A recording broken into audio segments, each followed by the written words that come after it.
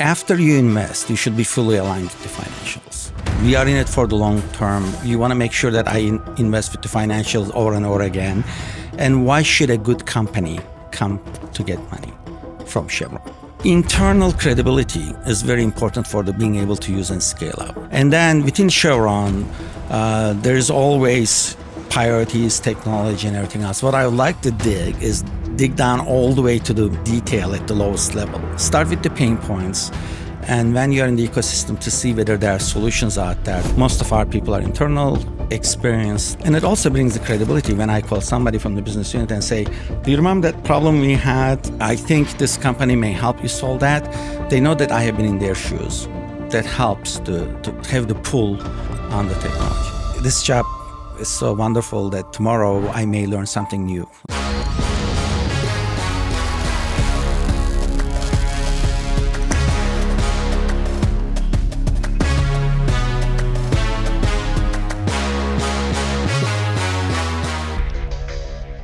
At SoftTech, we don't just follow the trends, we set them.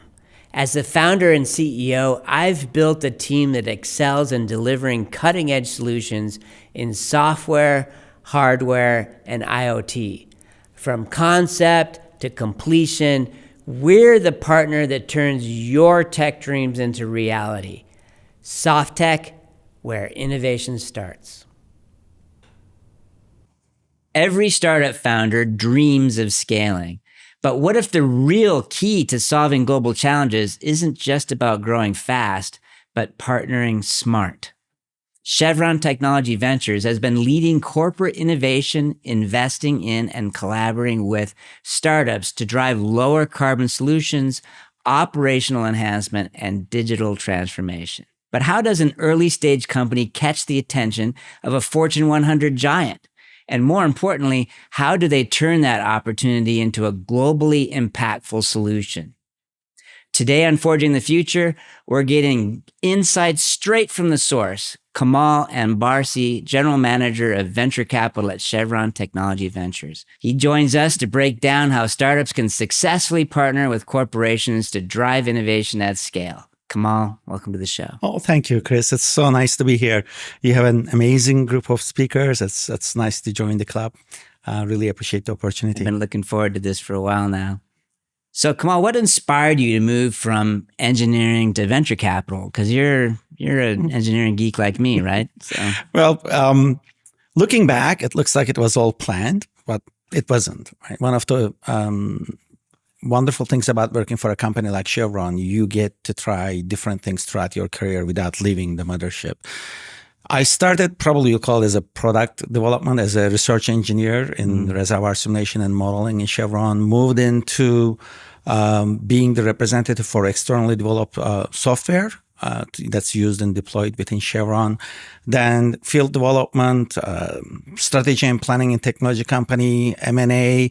And the last job that I had before moving into venture capital was R2, R2P and technology manager for one of our large business units. That is basically resource to reserves, the production and value chain, and identifying technology pain points to unlock the value creation. So when the venture job came in and I say my job is to create technology suppliers to Chevron, exactly to solve problems, it was a perfect fit. Well, so how does Chevron Technology Ventures evaluate a startup? With the playbook, right? You have your spider diagrams and technologies, and we are cautious about the risk profile versus the maturity of the company. In early stages, there needs to be more risk on it. One thing that may be unique for us compared to a venture firm is the syndicate. I claim people, if Kemal was an entrepreneur, he wouldn't be working for Chevron over 30 years, right? So we need a good syndicate that understands mindset of the CEO, requirements that may be needed for a CFO, help the company. So we usually say the sweet spot used to be called B. Now with all the serious shifting around, it changes. But we usually come after the first institutional round. I have some other tools to help the companies before that, but the equity investment comes in there. So we look at financial institutional investor to be the lead and co-invest with them. So one of the things that's probably unique is the first question I ask people, send me a non-confidential pitch deck with a cap table and the board structure. So that is That's very important. Then regular things that product market fit, CEO market fit, the team itself, what problem they are solving. Those are all, I think, the same for all the venture investors. But Syndicate is very important for us. Two questions out of that. One is, what do you mean by syndicate? Because in investing, there are syndicates of LPs investing into a company, but I think maybe in your case, it's a little different in what you mean by syndicate. That's correct. Who's on the cap table? Let me put it this way. And for a term sheet, already on the cap table, or who's already going to and be? also coming in. Okay. Both. Okay. The people who are the one there is helpful. The people coming in are the ones they are pricing the round. Okay. So, and again, I need their insights, whether the price is right. And also looking at the next round. Do we have the right people on the cap table that will attract the right people that's coming after us? Or do that next round of financing. Yeah. We'll talk a little bit about maybe some of the differences in regular venture and CVC, corporate venture capital, because there are some slightly different priorities, right? A lot. First of all, if you run into a CVC unit, you should ask them, why are you investing? And you may get different answers. For me, I'm investing to create suppliers to Chevron to solve those technical problems. And other CVC units may have different ones. Some of them may invest to create customers for them, or they may invest for a path for M&A. So that is different. So there is this strategic view. But after you invest, you should be fully aligned with the financials. And that is the reason for that is we are in it for the long term. You want to make sure that I invest with the financials over and over again. And why should a good company come to get money from Chevron? And so we want to be able to help. But the things that we know is how you do business with a company like Chevron, why it takes you so long and so much money to acquire an institution as Chevron as a customer. And we have tools to help with it. But the financial partners need to understand that we are aligned with them. We create value to them. Usually I'm asking, where do you get your best deals? And best deals comes from our co-investors, from the prior deals. So if people are starting early, that's a chicken and egg problem, but that helps because they know how we behave. They know what we do. One of the nicest things, and somebody had told me, probably know the person, when I first came in and I said, why do you co-invest with Chevron? Why do you like us? And this was so sweet and said, Kemal, you guys are Chevron. You do what you say you will do and you don't do what you want to as a partner. And those partnership relationship has been very important. And having that kind of trust and integrity, and they know what they're getting with Chevron. So the venture business is trust and reputation. And that is very important. So because you're coming in on Series B, those deals, I guess, are coming from your, say, other relationships with VCs in Houston, right? I mean, it's not like a pre-seed or seed startup is approaching Chevron directly and saying, I think you should invest in my company. They can. I mean, we do. Okay. From the ecosystem, investors around. I do most of my deals without an NDA, right? Most venture capital do. So the first question that I have is always, send me a non-confidential pitch deck that includes cap table, that includes the cap structure and competitive metrics analysis, because there's always one. And it's interesting. Sometimes it takes people a while to put that together to send it. And we have our CRM, the little log. We keep track of the companies. We have interactions. Even if they are not ready for our institutional round, we can interact and give feedback, develop the relationship. And track them until they maybe are ready for that. Correct, when it comes. And we also have a program that we call Catalyst Program. We started around 2018, I believe, and that is to help the companies that are not ready for funding from us. But I say, it's just putting money where our mouth is. Now, first of all, you should not be an LLC, be a C Corp. When you do that, come and tell us, we'll give you some money. Get a third-party validation of your technology, and this might be a good one. I don't know how much it will cost you to do it. I just want to know that you have done it, and don't put anything confidential in it. Those, regular advice that you will give, and that those become milestone. And the last milestone in that program is, when you get a term sheet, let us know. You don't have to invite us, but we want to make sure that you do that. And that's basically to screen out companies that are not going to be venture backed, and they don't want to be venture backed, but still, would like a Chevron relationship. So we say, if you are going to do venture capital, these are the things that we want you to do, and let's keep in touch. So how does a company or a startup engage with Chevron at the start? Are you holding office hours at the Ion, or there's a email address, or I got to catch you at a Cup of Joey's, or what happens? We are all of the above, right? We are around in Cup of Joey's, definitely. We had done office hours going back to station days with JR. More importantly, the accelerators that are in the ecosystem, Greentown Labs or ETN brings it, or Rice. Those are the areas that we get to see the companies. You and I, we both are fans of Rice Business Plan Competition. Thanks for your award at the end every year. That's been wonderful. Houston is important, but we do this for all around the world. Is Chevron Technology Ventures headquartered in Houston? Yes, and all of our people, except we have one affiliate in Europe, are in Houston. So yeah, I live in United Airlines seat most of the time, and there are pros and cons of having a team co-located versus different places. We choose to have we had people in California. This is about 13 years ago. We choose to bring everybody in Houston, so it's easier to find us in Houston than anywhere else. Energy capital of the world, right? Yes, it is. So talk a little bit about once you do invest in a startup. I mean, how difficult is it for that startup to integrate as a supplier, for example, to Chevron? And then do you later do M&A? That would be the second part of the question. M&A is easy answer, no. We have never done it. Never say never, right? But that's venture path. We have invested over 150 companies. This is the past performance part of it. 80% of the companies I invested from the core, we had done field trials and POCs, and 60% of the companies we invested become suppliers to Chevron. Knowing where we invest in the maturity, I think those are amazing numbers. So that is the past performance, but it is never easy. Sometimes planets aligns. We have signed contract with the companies and invest within weeks of the introduction. Oh, really? That fast, huh? That fast. We can do it. It happens sometimes. That's not a promise at all. And there has been cases that we have known the company for 3-4 years in their journey, and when the time was right, we invested with them.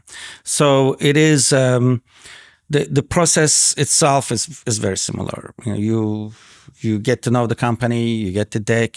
1 or 2 team members take the first call. If it goes well, we have a pitch to the team.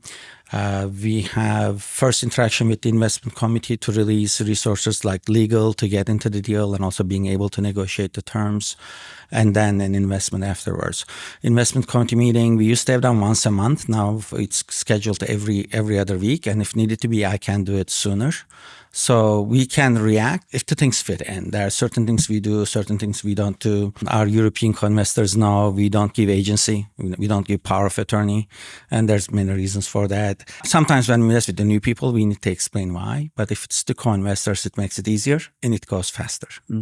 So how many companies are you looking at on any given month or year? I mean, it depends on what looking is, right? This is almost, but usually we are investing with 2 funds. I manage the core fund, and then Luis Alcocer has been managing the future fund from 2000. Within the 2 funds, we invest maybe 10, 12 companies a year. That's the range it comes around. But the rules of tens hold. That's very interesting, right? It's just so for every company you invest, and there is like 10, you have at least taken the second meeting. So we see every week a couple companies that pitch. But before, if you go to a demo day, Alchemist is one of my favorites ones. You see all these companies, and so you put them in your deal log, and several of them you pull and it proceeds. In general, that's the unfortunate part of it. There's like 99% of the time you say no, and people ask, "Is there any deal that Kemal that you missed?" I'm like, for sure, right? It's because you are often wrong. There is so many success stories from the companies you haven't invested, but you're investing 10 company a year. But the numbers are basically order of magnitude. With the numbers of companies that's formed every quarter, just in the United States, is tremendous.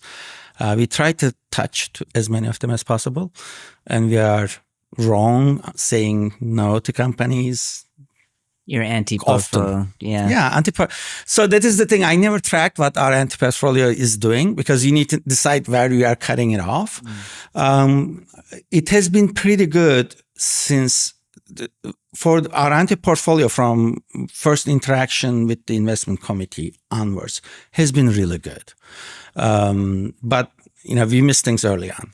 How do you know what Chevron is looking for? It's a huge company, right? Is there a list somewhere? Yes, we always have this. It's a big company, of course. And is it public or not? Like, hey, it's like the government. Like, we're looking for this kind of solutions. Come to us if you're. So I'm not a fan of reverse pitches, and I'll tell you why. There is, the way that we know it, almost all, we have one or two, there's always exceptions, one or two people that we hired from outside. But almost all of our people are from inside. Like the job that I had before taking this, I was the keeper of the technology list. These are the things we need to resolve to get to the production. So internal credibility is very important for the being able to use and scale up. So that's why most of the people we have are internal to Chevron. And then within Chevron, there's always priorities, technology, and everything else. What I would like to dig down all the way to the detail at the lowest level.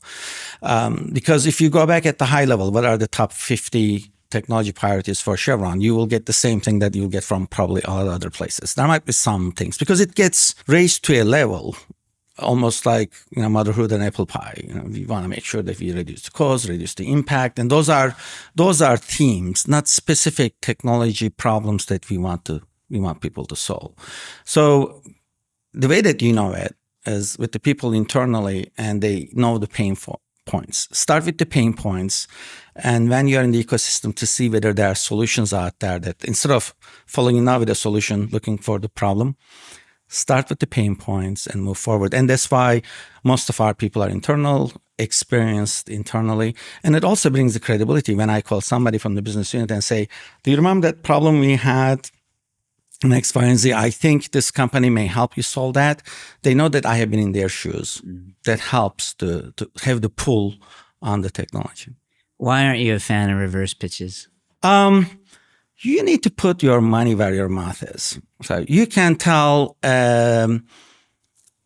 entrepreneur, this is your problem. And then you don't know. They put sweat and 6 months and work on it, and they come back and they say, hey, Kemal, I have the solution. Will you buy it? And you need to be very specific on this reverse pitches. I have this example about like downhole camera. Just people, we need a better acoustic downhole camera. Somebody works with it and comes back and you go, oh, it only works on 280 degrees. I need it 350 degrees. They go work and they come back. You need to say, oh, now I need to make sure it's at 18 pounds per a mud weight, not 16. Oh, by the way, they come back a year later. You sold the asset, you don't need it, right? So that's why actually the Catalyst program is the reason I put it in. So at least you can, in the milestone, you say, I'm only producing you to give this much money for that milestone. There is no, so with the reverse pitch, if you're working on a reverse pitch, make sure you put the price money up front, right? So that people, when they spend the equity, the sales is there, it's guaranteed, at least to a certain extent. That needs to be done. That's just by experience, right? Is it also like a lack of ownership and passion, perhaps? I mean, it's like you're telling someone else, hey, this is my problem, and they're just kind of chasing the solution and not really maybe coming at it from a standpoint of like, this is what I think needs to happen. Honestly,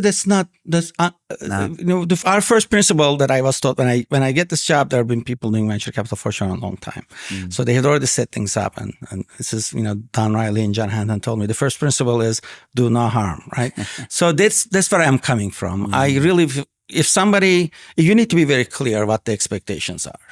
And it shouldn't be, but there is a misbalance of power when you are a large enterprise and you are telling somebody's, startup, oh, this will really solve my problem. And they get dollar signs in their eyes and they're like, hey, I'm going to make $100 million. And they go off and spend a year trying to solve the problem. But then it's, oh, we'll buy 10 of those. Exactly. So that needs to be very clear. You need to tell them, okay, this is and it doesn't work in the commercial terms, right? So if you don't have the contract and stuff, you cannot hold accountable. So that is the thing. Reverse pitches, open innovation works. In certain area, you say, hey, I need a new design for Baby Yoda, and you just put it out there and people work on it and come back with it. That's great. But those expectations, if I achieve that, what I get needs to be very clear. And makes sense. So you can do, maybe I'll revise it in the sense that I am not a fan of ill-posed reverse pitches. It needs to be well posed. You know what the price is. People know, okay, I win this price. I'm going to get price money this much. Or by the way, there may or may not be a trial. Okay. But that needs to be very clear. So how can venture capital accelerate like the global energy transition? The risk factor is high at early stage of innovation, right? So you need risk-tolerant capital to come in there. And I think venture capital has that reputation, has the capability. That's why I think it's a good fit to come in. For the hard tech and the deep tech, there is capital needs afterwards. I think venture capital that has access to private equity and understand that at one point they need to turn it over to private equity will be very helpful. The growth capital that's coming in may not behave like venture capital. So we need to be better friends with the private equity people, maybe on the venture side, to be able to get these companies the billions of dollars sometimes they need for their first of a kind build to move forward. And I think private equity also need to understand that the initial investors in the venture capital still like to have the upside for the second of a kind and third of a kind. So that's something as an industry, I think we can do a better job. But you really do need risk-tolerant capital to be able to come in. But at Series B, you're pretty far down the innovation pipeline, right? I mean, so by the time they get to B, they're already in pre-seed, seed A. They've proven product market fit. There needs to be Series B investors, don't get me wrong. But, I wouldn't say that there's a lot of innovation happening at Series B. Well, I mean, that's what when I said Series B, what used to be called Series B, right? It used to be the seed A and B. Now you have, so that's basically what I define it as. The first institutional money comes in. Okay. There's a board structure. I usually look at the CEO in the eye and say, I'm going to come in when you have a board that can fire you. If that happens in A, fine, I'll come in A. If that happens on B2, that's the case. But it needs to be a board control company. Okay. And traditionally, it's not fair to ask a founder to let go of the control, before B. Why is that so important? We don't want a single party control of the company. And that is also important on the tail end when I talked about the private equity coming in. Okay. So it needs to be multiple people saying this is the right thing. I think a lot of founders don't understand that when they do accept venture capital, that's a real possibility, right, that the board is going to fire you at some point because you were necessary to get the company off the ground and you had that skill set, and then you're entering into a realm where you need more experience. There was a story, I think he was known as the billionaire coach, and I'm blanking on his name right now, but that he was even sent to Amazon to evaluate Jeff Bezos. Oh, yeah. Right? And do we need to replace him? And he came back and said, no, absolutely not. But then also sometimes they make that mistake. Sure. I read recently where a lot of people feel that the board shouldn't have removed, Travis from Uber, right? And actually maybe destroyed a lot of potential shareholder value, because obviously Travis was a break the mold growth. Exactly. Do it first and ask forgiveness later. Yeah, and you could, so there are examples where mistakes are made, but probably in most cases it is a necessary step in the transition. But I don't know whether it will be necessary or not, and that's not exactly the main reason to do that. The whole idea is of a single party control. Yeah, I see. So out of like founder fully controlled mode to like a board controlled. Board control, and within the board, we want to make sure that there are multiple people, that checks and balances are in place. And again, it could be at a later stage, and we have difficulty investing with the private equity groups where they want to have negative control and full control, and they still would like Chevron to be part of the cap table. It doesn't work either. So the objective is, just to balance in the board. So. And that's the reason. But for the CEOs, you always get a good reaction. It's just people have done this before multiple times. They know that if they need to bring in somebody else for an IPO, there's a different stage. They are very happy with that because what will get the company go further. Sure. And venture capital is not for everybody, right? Exactly. If you don't need to take it, if you don't want to take it, and I think there's a misconception with a lot of startups now where they feel like that's the only way. No. But the reality is only roughly 2% of the startups out there are venture backable businesses for many reasons, because, you're putting a lot of money in, you need to see the hockey stick, you need the revenue to go way up, so there's a lot of great, really fine businesses that aren't necessarily venture backable. And there's nothing wrong with that, right? There's nothing wrong with that. I mean, whether they're lifestyle businesses or, perfectly fine multi-million-dollar, $50 million businesses, it's fine, but it doesn't mean that you need to get venture capital to get there. In Houston, we have many CEOs and friends who don't want venture capital money, and that's because it is a different thing. Exactly, different model. You want to be your own boss versus you need to report to board. If you're going to scale like that, then having a partner like Chevron makes a lot of sense. Yeah. So tell me a little bit about what energy technology excites you right now. What are you excited about? Oh, it's a wonderful journey, and there's huge excitements. But this year especially is a watershed moment. I mentioned that I worked in reservoir modeling, simulation, and such, and the concept for decades is that I believe that you cannot automate something that you cannot model it numerically. That's been broken. I think it's in phases and such, but the capture of the heavy booster demonstrate that. And now, with the help of edge computing, all those technologies that gets in there is what I'm excited. I'm saying Industry 4.0 is finally here. For decades, we operated with the assumption that you cannot automate the things that you cannot model numerically, and that's been broken. The capture of the heavy booster is a watershed moment. Amazing. That's very exciting, but it brings back all the things that technologies that enable it.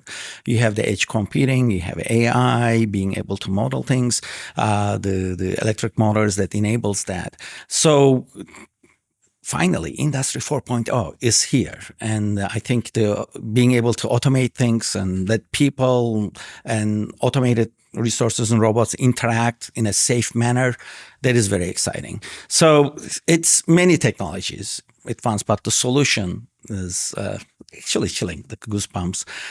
Quantum computing is, since I don't understand much, even after reading all the books and listening things, it's so exciting. Every time we have several investments in the area. Learning potential for me is huge. There was an announcement earlier this week. Again, Google solving a problem with conventional methods will take longer than the age of the universe to solve. It is amazing.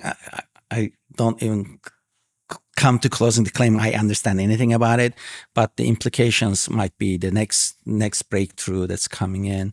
But then, this job is so wonderful that tomorrow I may learn something new. And both of us go to Rice Business Plan, right? One of the reasons I go Rice Business Plan competition, that seeing these young people learning new things and then walking out, knowing that tomorrow will be better. And that is, there's something to get excited about, be optimistic about the future. And every day it could be something new coming in. So. Well, what kind of legacy do you want to leave in energy venture capital? Not that I'm leaving anytime soon. So, because you asked that. Why do we want you to? But let me ask you a question. Do you think venture capital is a team sport or an individual sport?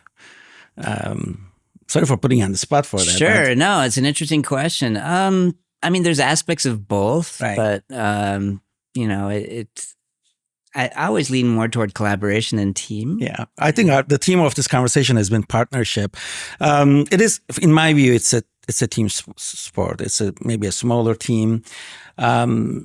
So one of the things that I take the most pride is that Chevron Technology Ventures have been the longest running continuous operating venture capital in energy industry. That's And amazing. That's amazing. How many years is that? So going into 26 years, and most of the credit goes to people who came before me and then set things up right. Maybe we tweak a few things going forward. So I have tried to make sure that the team is always formed with people better than me, and the team itself is bigger than the parts. And I'm hoping, and you talk about the legacy, I'm hoping that the team currently there is wonderful, and they will keep on doing it, and they'll bring in people that are better than them going to future. And then in 2040s, you'll be doing an interview and people say, hey, Chevron Technology Ventures is much better than it was in 2020s. So if that happens, that'll be great. I don't think anybody will remember who Kemal was, but that's what I'm going for. And it comes from the fact that I really believe it's not a brand, Kemal brand. It is the Chevron Technology Ventures brand.